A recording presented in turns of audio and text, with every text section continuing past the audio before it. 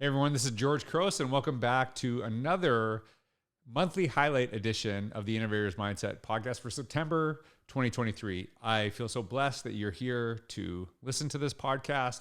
I also feel very blessed to have guests that take time out of their busy schedules to talk to me so I can learn from them, and hopefully you can learn from them. We can all learn from each other. And I've got more comments this past month, which was really nice because I love hearing from the people that listen to this podcast. A lot of times, people listen to this, and I don't know that. I don't know. And then I've met people who are like, I've been listening to your podcast forever. Like, I didn't know that. Like, comment once in a while. So, if there's anything that you learned from this podcast or there's any takeaways you have, please share them. It does make a difference to know people are listening to this, but I also love the opportunity to learn from you.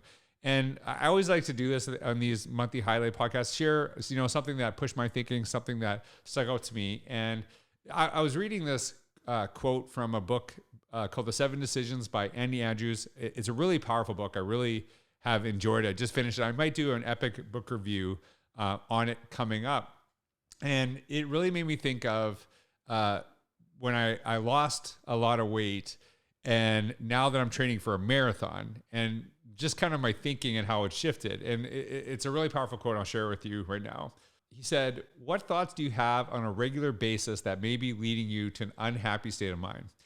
Very often these thoughts take the form of defeated questions. For example, why am I so fat? It's not a question that will help you understand what steps to take to change your situation. However, how can I enjoy sculpting my ideal body and reclaiming my energy while moving in the direction you want to go?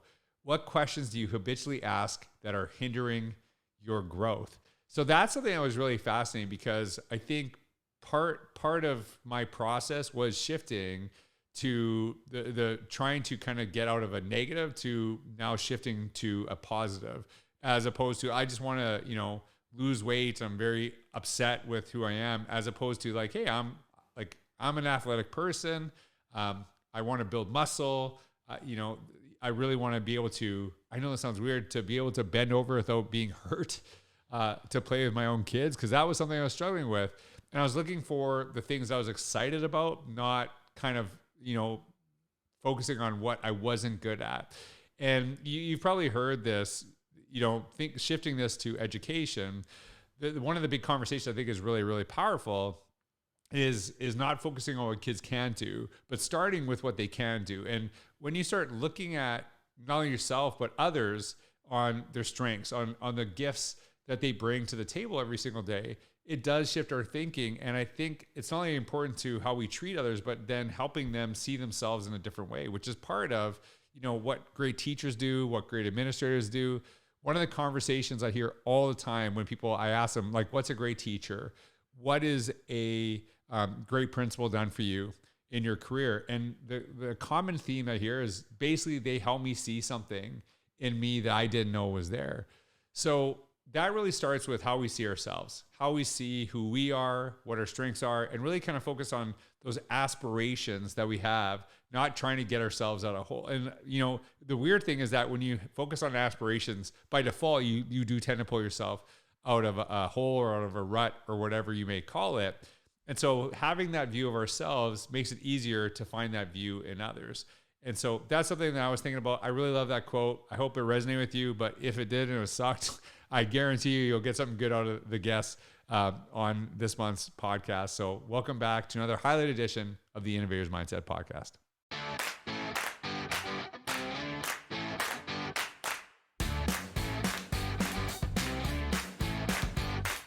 When I ask teachers, I always do this, hey, tell me about your principal. Oh, they're so nice. They let me do whatever I want. I'm like, is that a good principal? Because it's not, and I understand. And there's this delicate balance of that, you got to trust me to have some autonomy in the things I'm doing. But I've talked about this a ton. If that leader is not actually helping you grow and get better, then what is the benefit? And what do you, when you hear that, what do you think when somebody would say that to you? Because that kind of throws me off a little bit. I'm like, I don't know if that's really a great principle, because you can do whatever you want, but what does whatever you want look like, I guess? Oh, see, and there you just hit it right at the end for me, George, which is, I think the good leader co is their friend, co-create, co-design. They're always doing things with rather than for people. And so when people talk about the sort of doing whatever I want, I always wonder, so what is our co-created observable vision of what teaching and learning looks like in the classroom? Because then we now have a common lexicon, a common language for us to be able to discuss what's happening in the classroom. Because a good principle, and I referred to Marty Lewis in our earlier session together. Marty's gift was also, and I think the number one thing that leaders need to do is to be able to confront and interrogate practice, whether it's our assessment practices, our teaching practices, our leadership practices, our practices with community engagement. Are we willing to actually confront those through the lens of what's the impact that they're having? So when, the idea of having someone allow us do whatever we want, I think that's, kind of interesting in the short term, isn't it? But in the long term, as you say, Right. it's sort of like walking through the desert after a while. There's no parameters, no walls. We don't actually know where we're going because we don't know where we've been. So I think that idea of creating that common vision with our staff and with teachers really empowers them to start to deal, to get into that. I know where I'm at. I know where I've been. And that's the efficacy piece that we're all sort of chasing around like the Holy Grail right now. You're basically not even a full week into school, which I love. I love asking about this. What was the first like few days like? How did you feel kind of going through that process? What was that like? And that's one of the biggest reasons I want to interview. I just want to see like, how did it go? How was your first, few days of school? So honestly, they went a lot better than I thought they were. I tried really hard to make sure that I was prepared for every situation that could have possibly came up. And so, I mean, I like over prepped and over planned, and I had like 45 different activities just in case something went wrong. I had something to fall back on. The first day, it was definitely chaos. I mean, kids didn't know where we were going. I didn't know I had recess duty. I didn't know I had to get them from lunch. Like all of these things, I had no idea. But I figured it out, and honestly, it went pretty good. Like I think it was the best 3 days I could have asked for. Like I didn't have any problems. Students seemed to like me. They gave me gifts and everything. So what? I know. I had the first week. There you go. I know. Oh, wait till Christmas time. That's going to be another whole other thing. If you're getting gifts the first week, it is. As you're talking about this, how much I over planned. And I'm not saying I am saying, you totally probably over planned intentionally, right? All the time. And that to me is, because you don't know. And the interesting thing is, I could feel way more nervousness, obviously, about you with your first week of kids than you are being on my podcast. That's for sure, right? Right? You ask me no questions about. You're like, I'll show up. I'll do whatever you want. When and you're probably because you're exhausted from their first week of school, and just kind of like listening to that. The thing that I hear, I know I feel this too. That nervousness of the first week, it will never go away.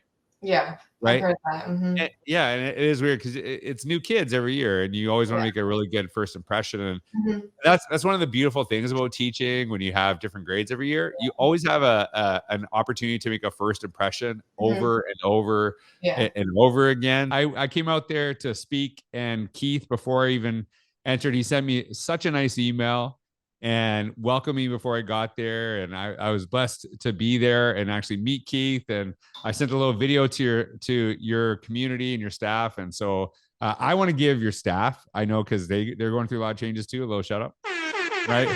So to everyone working at Alameda, because a lot of times it's focused on the person opening it, but all of you are opening the school this year. It's not just you on your own. So Keith, thanks for taking the time out of your super busy schedule. I know you got a million things to do, but I know people can learn from you, and that's why I really wanted to have you on the podcast. So if you can just kind of tell everyone who you are, what you do today, and kind of how you got to that point, I think that's a great place to start. Sure. Thanks, George. It's great to be on your program today. So, my name's Keith Fickel, and this is my 30th year in education. I've been in Fort Bend ISD here in Southwest Houston most of my career, And I've moved from being a teacher, classroom teacher. I was a band director for about 17 years. And then I moved into the ranks of administration, from being a band director into being an assistant principal, an associate principal, and now a principal. So I've been through the only areas I've not taught elementary, but I've taught middle school most of my career and been a middle school administrator most of my career. So I did spend a year of being an assistant principal at a really great school here in our district called Willow Ridge High School, a school with a lot of spirit and pride.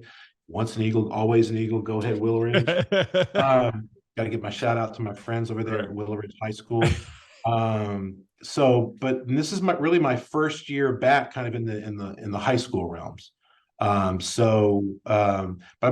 the principal at Sugarland Middle School for 6 years, and then the last year or so prior to this school year, I spent, I guess, building a community and working with students and staff and parents and working slowly at building our community here to launch Almeda Crawford High School, which is named after an incredible veteran educator of 40 plus years at another campus here in the district, which is known as the flagship, the original high school in Fort Bend. It's Dulles High School. They're the Vikings. But Mrs. Crawford was an English teacher there for close to 40 years and still living in the Houston area. And what a great testament that this school is for her, and to give back to her and to her family for the impact that she has made on literally thousands and thousands of families over the course of 40 years. So here we are opening a brand new high school. We open on August the 9th with about 600 kids in grades 9 and 10. And everybody's new to one another. They're new to me. I'm new to them. The staff is new to one another. The students maybe are a little bit, not necessarily new to one another, because we were relieving a high school that desperately needed the relief for overcrowding, because we're growing so strongly here. But we're focusing on direction first and speed later, or one of our values that we're working on. We don't have a set of formal core values yet, but one of them is that we're working with is this idea of valuing direction over speed. So we're not going to be able to be in 2 or 3 weeks what other people may have experienced at a school that's been open for 13 or 15 years, right? So, and they had to have their Genesis story. So this year is, Genesis story for Almeda Crawford High School. Go Chargers. So I got to ask this. I didn't know that part about who the school is named after. I didn't know that. And I wish that happened more, so there's so many schools being named after people. This is the first time I've ever heard one being named after a teacher, which I love, which is incredible. So how did that come about? How did that happen? That's awesome. I love that. I wish that would happen more. And so this is one of the reasons I want to have you on the podcast, is I hope somebody hears this in another school district. It's yeah, we should start naming our schools after teachers that taught here. That's amazing. So how did that come about? So formerly, this school I'm at, Crawford High School, is known as High School number 12. So we're the 12th high school in the district. We're in a district of 80,000 kids. And so I was named principal in, I guess, late March of 2021, right after we had our little Ice Mageddon thing here in Texas, when everything froze. Right. Power grid kind of nearly failed. I forgot it was called that. I forgot that was the name of it. It is anything but cold right now, let me tell you. Right. So, of course, you were here, so you know what I'm talking about.